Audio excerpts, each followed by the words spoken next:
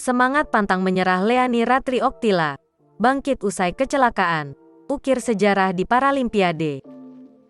Leani Ratri Oktila mengharumkan nama Indonesia dengan mengukir sejarah pada ajang Paralimpiade Tokyo 2020.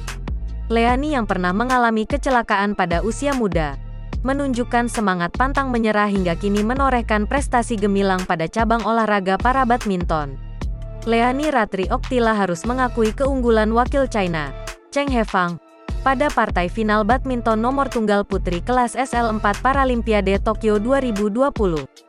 Pada laga puncak yang digelar di Yoyogi National Stadium, Tokyo, Minggu, tanggal 5 September tahun 2021, pagi waktu Indonesia Barat, Leani Ratri takluk 19-21, 21-17,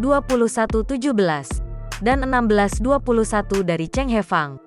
Meski belum mampu merebut medali emas nomor tunggal putri, Leani telah memberikan perjuangan luar biasa bagi Merah Putih pada Paralimpiade Tokyo 2020. Sehari sebelumnya, Leani Ratri Oktila dan Halimatus Sadia mengukir prestasi bersejarah bagi Indonesia di Paralimpiade.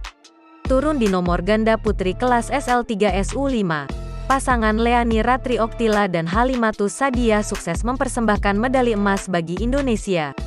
Medali emas diraih usai mengalahkan wakil China, Cheng Hefang dan Ma Huihui, dengan skor 21-18, 21-12.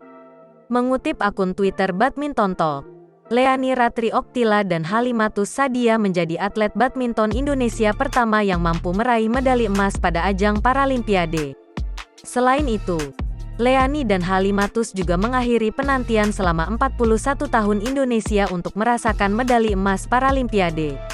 Bagi Leani Ratri Oktila, raihan 1 medali emas dan 1 perak pada Paralimpiade Tokyo 2020 semakin menegaskan statusnya sebagai ratu para badminton. Jangan lupa subscribe, share, komen, dan like ya!